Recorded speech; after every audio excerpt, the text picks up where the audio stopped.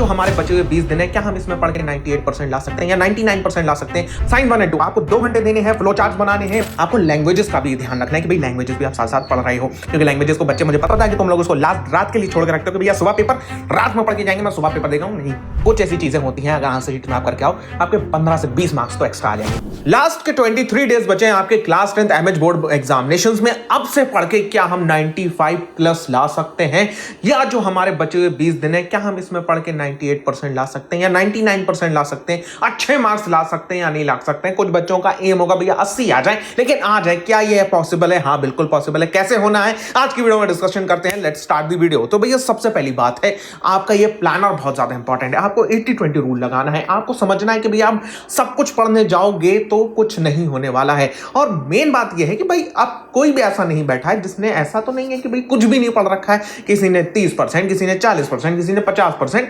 आपने पढ़ रखा है। अब उस पढ़ने पे ही आपको अपना बाकी का एम पूरा करना है। तो वो कैसे हो रहा होगा? सबसे पहले अगर मैं आपकी बात करूं, ये वीडियो आप कब देख रहे हो? जनवरी 28, 29, 30 को अगर आप ये वीडियो देख रहे हो, या पहली फरवरी को भी देख रहे हो, और दूसरी फरवरी को भी देख रहे हो, तो भैया चीजें आपको अब से पूरी तरीके से अलाइन करनी है। कैसे करके करनी है? जनवरी 28 टू फरवरी 19, 23 डेज आपके पास बचते हैं और इसके बाद में ये कम होते चले जाएंगे। अब सबसे पहले फेज 1 लगाना है आपको 10 दिन का। ये आप किसी भी डेट से किसी भी डेट तक लगा रहे हो, मुझे को फर्क नहीं पड़ता भाई। अब भैया आपको इसमें करना क्या है? मैथ्स करना है और साथ साथ में उसमें अलजेब्रा और बाकी जियोमेट्री वगैरह निपटा देना है इस पीरियड में, जो शुरू के 10 दिन होंगे, क्योंकि ये हैवी लिफ्टर्स हैं भाई, बड़े चैप्टर्स हैं और इनका वेटेज भी कहीं ना कहीं थोड़ा मैक्सिमम लेवल पे होता है। साइंस 1 एंड साइंस 2 में आपको 2 घंटे देना है डेली के, हैवी चैप्टर्स में है, ठीक है। मेन मैं बात कर रहा हूं हैवी चैप्टर्स की, बेटे से इसका ज्यादा लेना देना, लेकिन हैवी चैप्टर्स मेन होने चाहिए, जो आपके बड़े बड़े चैप्टर्स हैं जिनको आपको लगता है अरे भाई साहब ये कैसे होंगे, वो करना है आपको इस पीरियड में। साइंस 1 एंड 2 आपको 2 घंटे देने हैं, फ्लो चार्ट्स बनाने हैं। फ्लो चार्ट्स कैसे बनने चाहिए? फ्लो चार्ट्स अगर आप मुझसे जानना चाहते हो कैसे बनने चाहिए, क्योंकि मैं बहुत बड़े बड़े चैप्टर्स को एक एक पेज में कंसाइज करके अपने बोर्ड एग्जामिनेशन के टाइम में लगता था कि भैया मैं इनको देखूं, अच्छा एक पेज देख लिया भैया मेरा पूरा चैप्टर रेडी हो गया। तो अगर आप वो चाहते हो मेरे को कमेंट सेक्शन में जरूर बताना। फ्लो चार्ट्स आपको बनाने हैं, डायग्राम से फोकस करना है। डायग्राम से बहुत ज्यादा इंपैक्ट पड़ता है आपके आंसर में। अगर आपके आंसर में डायग्राम है, एग्जामिनर आपको मार्क्स एक्स्ट्रा देता है। अब आपको एसएसटी की बात करते हैं। एक चैप्टर आपको रोज उठाना है, हैवी चैप्टर उठाना है, हिस्ट्री पॉलिटी का हो या आपका ज्योग्राफी का हो। आपको टेक्स्ट बुक पढ़ना है स्टोरी की तरह। अगर टेक्स्ट बुक नहीं पढ़ सकते हो क्योंकि भैया टाइम नहीं लगेगा इतना, तो आप एक काम कर सकते हो, यूट्यूब पे जाकर वन शॉट लेक्चर्स देख सकते हो हमारे चैनल के, जिसमें हमारे चैनल में हमारे टीचर्स ने सारे के सारे चैप्टर्स आपके करा रखे हैं। वो कम टाइम में भी होगा, आपको टेक्स्ट बुक भी पढ़ने की जरूरत नहीं होगी और आपका काम भी निपट रहा होगा। अब आपको जो होता है 100% सब्जेक्ट्स को पूरा कर लेना, मतलब बोले तो आपका सिलेबस हो गया है 100% शुरू के 10 दिनों में। अब आपको क्या करना है? अब आपको सेकंड फेज में आ जाना है। भैया सिलेबस हो गया है, अब आपको गैप फिल करने हैं, जहां जहां पे आपको लग रहा है कि भैया यहाँ पे मेरे को दिक्कत है, या यहाँ पे मुझे जो होता है वो प्रॉब्लम आएगी बोर्ड एग्जामिनेशन में, तो वो चीज आपको फिल करनी है। अब वो कैसे फिल हो रही होगी?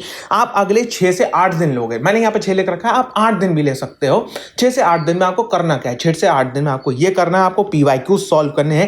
रोज एक पेपर लगाओ, जहां पे मार्क्स कम आ रहे हैं वापस जाओ, वो चैप्टर पढ़ लो। वीक टॉपिक्स को रिवॉच करो, वन शॉट देखो, जो भी करना है तुमको करो। वन शॉट हमारे चैनल के देख सकते हो, जो भी तुम्हें अच्छा लगता है वो कर सकते हो। और उसके बाद में आपको लैंग्वेजेस भी स्टार्ट करनी है। यहाँ पे languages is the main king. आपको लैंग्वेजेस का भी ध्यान रखना है कि भाई लैंग्वेजेस भी आप साथ साथ पढ़ रहे हो, क्योंकि लैंग्वेजेस को बच्चे, मुझे पता है कि तुम लोग उसको लास्ट रात के लिए छोड़ के रखते हो कि भैया सुबह पेपर रात में पढ़ के जाएंगे, मैं सुबह पेपर देगा हूं। नहीं, लैंग्वेजेस से ही मार्क्स आते हैं।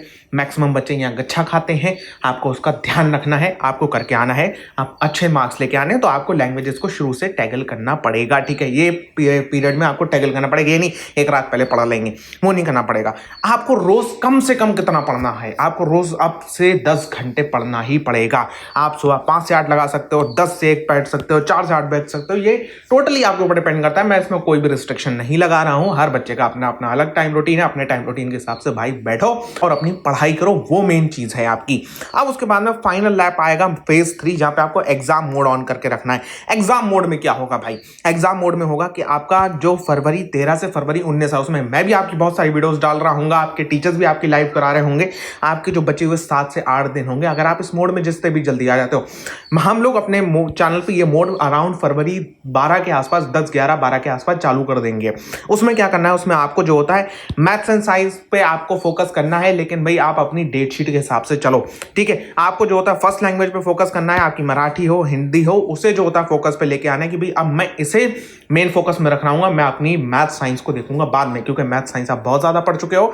अब आपको अपनी मेन फोकस रखना है, जो आपकी डेट शीट आई है उस हिसाब से आपको जो होता है कीवर्ड्स में इस्तेमाल करना है। कुछ की आपकी ये हैक्स हैं जो इनका आप इस्तेमाल करना चाहें कर सकते हैं, जैसे आप साइंस में कीवर्ड्स बना सकते हैं।